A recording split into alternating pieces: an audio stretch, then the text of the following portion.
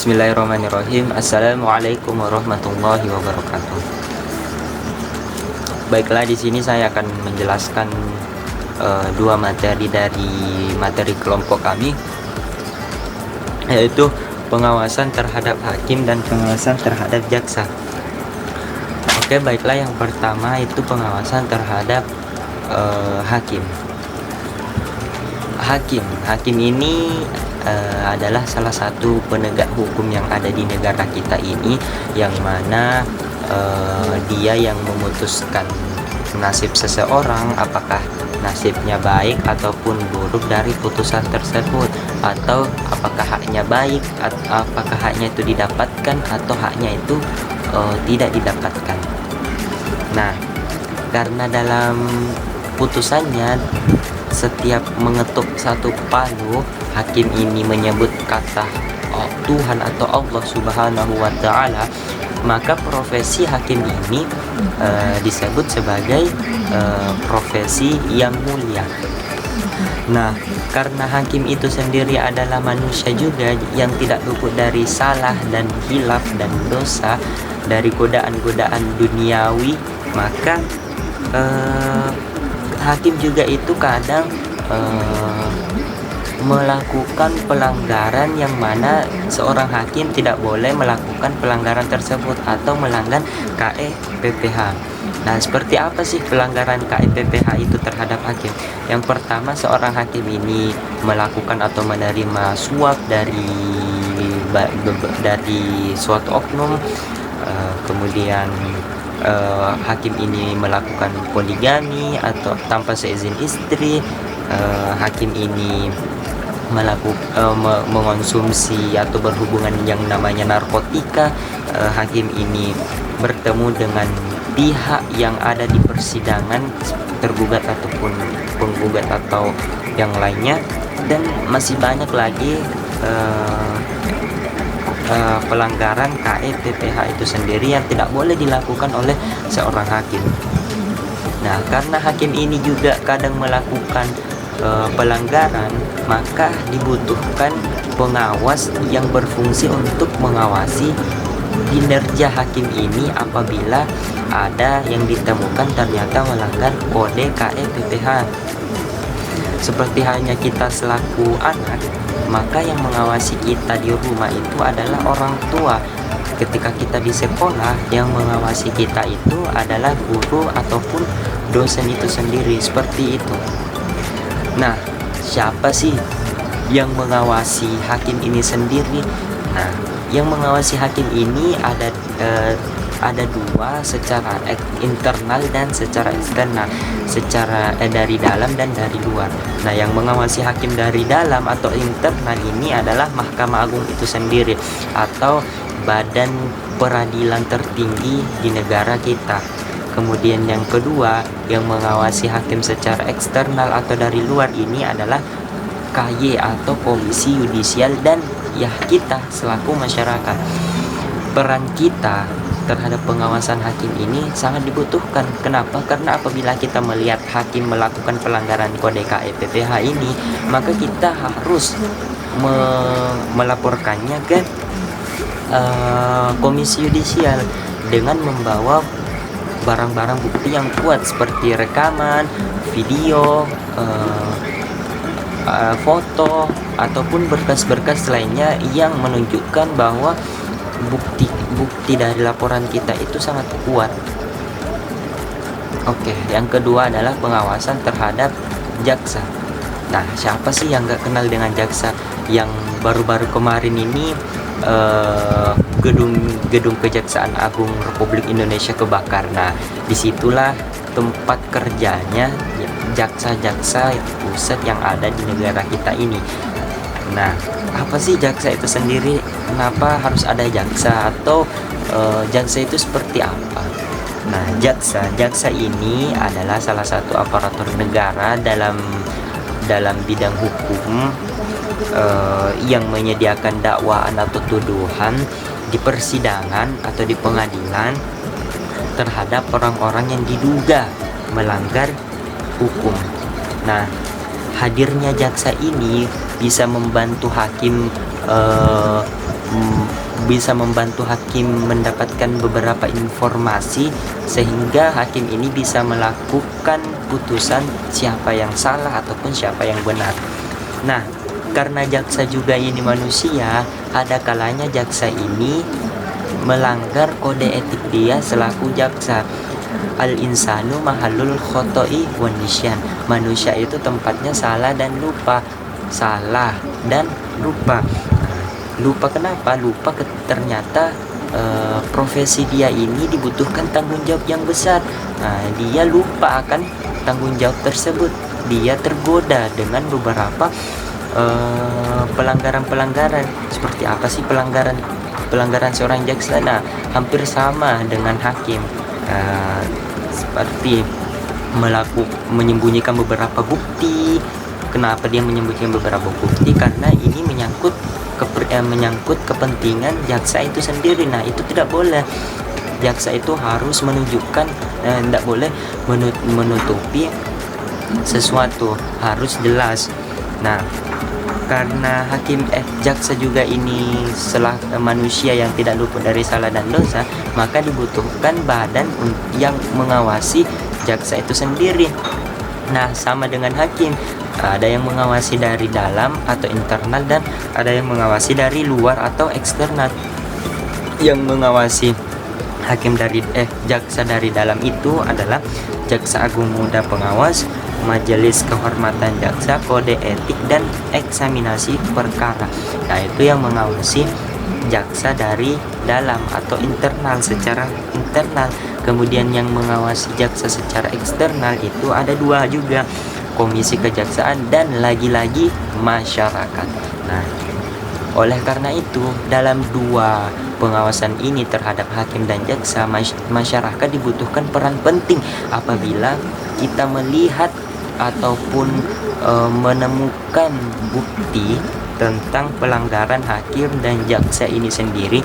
Nah, kita harus melaporkannya ke Komisi Yudisial kalau itu hakim dan Komisi Kejaksaan kalau itu jaksa. Nah,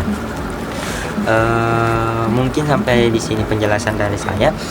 Kenapa harus ada pengawasan terhadap aparat penegak hukum, supaya negara kita ini kan negara maju. Jadi kita harus memiliki peradilan yang bersih dari pelanggaran yang ada. Bismillahirrahmanirrahim. Saya Amalia Solika, NIM 08, akan menjelaskan materi berikutnya, yaitu tentang sistem pengawasan polisi. Polisi dalam menjalankan tugasnya sebagai aparat penegak hukum tidak hanya harus tunduk pada aturan hukum yang berlaku sebagai aspek eksternal, namun polisi juga dibekali etika kepolisian sebagai aspek internal dalam menjalankan tugasnya. Dikarenakan pengawasan terhadap kepolisian dilakukan secara berjenjang, maka dari segi hubungan kewenangannya, pengawasan terhadap kepolisian dibagi menjadi dua. Yang pertama adalah pengawasan secara vertikal. Pengawasan ini merupakan pengawasan yang dilakukan oleh instansi atau organisasi terhadap instansi atau organisasi yang berdasarkan hierarki posisinya lebih rendah. Yang kedua adalah pengawasan horizontal. Pengawasan horizontal merupakan pengawasan yang dilakukan oleh lembaga atau bidang lain yang berada di level atau tingkatan hierarki yang sama. Berdasarkan Pasal 7 Perpres Nomor 5 Tahun 2017 tentang Susunan Organisasi dan Tata Kerja Kepolisian Negara Republik Indonesia yang mengatur eksistensi pengawasan di lingkungan Polri, yakni Inspektorat Pengawasan Umum atau ITWASUM yang berada di bawah Kapolri. Sedangkan untuk lingkungan Polda, unsur pengawasan diemban oleh Inspektorat Pengawasan Daerah atau ITWASDA. Berdasarkan Pasal 1 Perpol Nomor 14 Tahun 2008 tentang Susunan Organisasi dan Tata Kerja Kepolisian Daerah. ITWASUM atau Inspektorat Pengawasan Umum Polri adalah unsur pengawas atau pembantu pimpinan pada tingkat markas besar Kepolisian Negara Republik Indonesia yang berada di bawah Kapolri. ITWASUM dipimpin oleh Inspektur Pengawasan Umum Polri yang bertugas membantu Kapolri dalam menjalankan pengawasan internal, pemeriksaan umum, perbendaharaan dan akuntabilitas serta pemeriksaan dengan tujuan tertentu. Dalam melaksanakan tugasnya, ITWASUM menyelenggarakan fungsi. Yang pertama adalah pengawasan dan pemeriksaan umum bagi seluruh jajaran Polri. Yang kedua, penganalisisan dan evaluasi hasil pelaksanaan Wasrik serta penyusunan laporan akuntabilitas jajaran Polri. Yang ketiga, pengendalian mutu pelaksanaan Wasrik Itwasum Polri. Yang keempat, pelaksanaan koordinasi penanganan tindak lanjut hasil pemeriksaan BPK RI di lingkungan Polri. Selanjutnya adalah bidang anggaran dan keuangan, termasuk pembinaan anggaran serta pengurusan perbendaharaan dan administrasi keuangan. Dan yang terakhir adalah penyusunan laporan hasil Wasrik, termasuk saran tindak terhadap semua penyimpangan pelaksanaan tugas Polri. Baik, saya Virginita Wiramogoginta di sini akan menjelaskan mengenai pengertian pengawasan notaris. Notaris dalam menjalankan profesinya sebagai pejabat umum yang berwenang membuat akta otentik diawasi oleh Majelis Pengawas Notaris. Majelis Pengawas Notaris dibentuk oleh para menteri. Ketentuan mengenai pengawasan terhadap notaris diatur dalam UU JN Bab Angka Romawi 9 tentang pengawasan. Sebagaimana pengawasan secara umum adalah kegiatan yang dilakukan oleh pengawas dalam melihat, memperhatikan, mengamati, mengontrol, menilik, dan menjaga serta memberi pengarahan yang baik. Berdasarkan Peraturan Menteri Hukum dan Hak Asasi Manusia Republik Indonesia Nomor M.02.PR.08.10 Tahun 2004 tentang tata cara pengangkatan anggota, pemberhentian anggota susunan organisasi, tata cara kerja, dan tata cara pemeriksaan Majelis Pengawas Notaris. Ini dicantumkan pada pasal 1 angka 5 yang menjelaskan mengenai pengertian dari pengawasan yang berbunyi, pengawasan adalah kegiatan yang bersifat preventif dan kuratif, termasuk kegiatan pembinaan yang dilakukan oleh Majelis Pengawas terhadap notaris. Adapun 3 tugas yang dilakukan oleh Majelis Pengawas Notaris yaitu pengawasan preventif, pengawasan kuratif, dan pembinaan. Nah, tujuan dari pengawasan yang dilakukan terhadap notaris supaya notaris sebanyak mungkin memenuhi persyaratan-persyaratan yang dituntut kepadanya. Persyaratan-persyaratan yang dituntut itu tidak hanya oleh hukum atau undang-undang saja, akan tetapi juga berdasarkan kepercayaan yang diberikan oleh klien terhadap notaris tersebut. Tujuan dari pengawasan itu pun tidak hanya ditujukan bagi penataan kode etik notaris, akan tetapi juga untuk tujuan yang lebih luas, yaitu agar notaris dalam menjalankan tugas dan jabatannya memenuhi persyaratan-persyaratan yang ditetapkan oleh undang-undang demi pengamanan atas kepentingan masyarakat yang dilayani. Nah, kode etik profesi merupakan produk etika terapan karena dihasilkan berdasarkan penerapan pemikiran etis atau suatu profesi. Kode etik merupakan bagian dari hukum positif tertulis tetapi tidak mempunyai sanksi yang keras. Berlakunya kode etik semata-mata berdasarkan kesadaran moral anggota profesi. Menurut Sumaryono, kode etik perlu dirumuskan secara tertulis, yaitu sebagai sarana kontrol sosial, sebagai pencegahan campur tangan, dan sebagai pencegah kesalahpahaman konflik. Pengawasan atas pelaksanaan kode etik dilakukan dengan cara-cara seperti ini. Pertama, pada tingkat pertama dilakukan oleh pengurus daerah Ikatan Notaris Indonesia dan Dewan Kehormatan Daerah. Yang kedua, pada tingkat banding dilakukan oleh pengurus wilayah Ikatan Notaris Indonesia dan Dewan Kehormatan Wilayah. Dan pada tahap terakhir atau tingkat akhir dilakukan oleh pengurus pusat Ikatan Notaris Indonesia dan Dewan Kehormatan Pusat. Jadi, yang pada tahap pertama itu dilakukan oleh pengurus daerah Ikatan Notaris dan juga Dewan Kehormatan Daerah. Kedua itu dia pada tahap wilayah dan yang ketiga pada tahap pusatnya.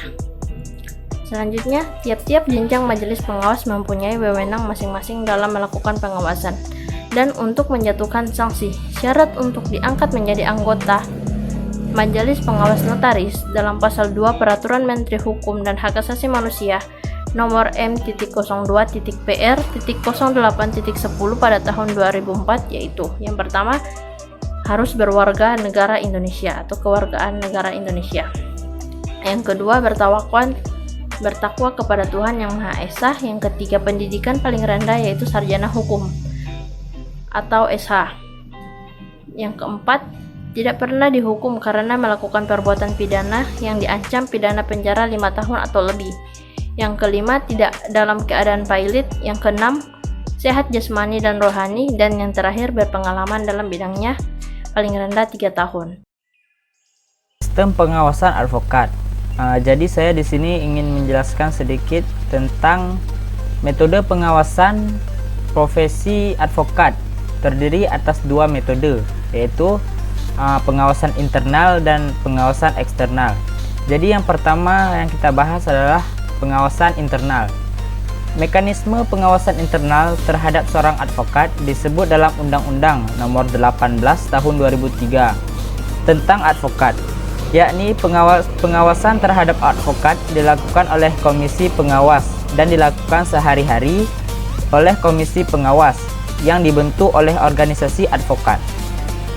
Mengenai komisi pengawas, selanjutnya dalam kode etik advokat disebut sebagai Dewan Kehormatan. Pengawas yang dilakukan oleh Dewan Kehormatan adalah pengawasan pasif, artinya baru dilakukan setelah perbuatan. Dewan Kehormatan berwenang memeriksa dan mengadili perkara pelanggaran kode etik yang dilakukan oleh advokat. Kalimat memeriksa dan mengadili perkara secara jelas menunjukkan bahwa memang harus ada pelanggaran terlebih dahulu. Adapun pelanggaran baru dapat diketahui setelah ada aduan dari pihak yang berkepentingan dan merasa dirugikan, dan aduan harus diajukan secara tertulis.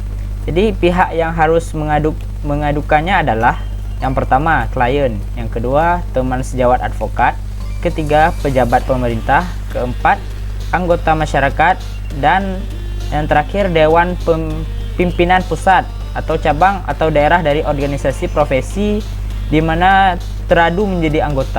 Sebagaimana telah disebutkan sebelumnya, pengawasan baru dilakukan setelah adanya aduan dari yang berkepentingan. Maka dalam menjalankan amanat undang-undang dan kode etik advokat, Dewan Kehormatan melakukan hal-hal berikut. Yang pertama, selambat-lambatnya 14 hari setelah pengaduan diterima oleh Dewan Kehormatan, Dewan Kehormatan wajib menyampaikan surat aduan terhadap advokat yang diadukan. Yang kedua, selambat-lambatnya 21 hari setelah aduan diterima oleh yang teradu, ia wajib memberikan jawaban. Bagi advokat yang terbukti melakukan pelanggaran terhadap kode etik, maka sanksinya adalah yang pertama, peringatan biasa, yang kedua, peringatan keras, yang ketiga, pemberhentian sementara untuk waktu tertentu, dan yang terakhir, pemecatan dari keanggotaan organisasi profesi. Yang kedua adalah pengawasan eksternal. Baik dalam Undang-Undang Advokat maupun dalam Kode Etik Advokat tidak disebutkan mengenai mekanisme pengawasan eksternal. Namun demikian, dari rumusan pasal 11 Kode Etik Advokat tentang para pihak yang dapat mengadukan perbuatan pelanggaran kode etik, dapat disimpulkan bahwa yang disebutkan dalam pasal ini adalah pihak-pihak yang dapat melakukan pengawasan eksternal, diantaranya yang pertama klien, yang kedua teman sejawat advokat, yang ketiga pejabat pemerintah, dan yang terakhir ialah anggota masyarakat. Sekian dari saya.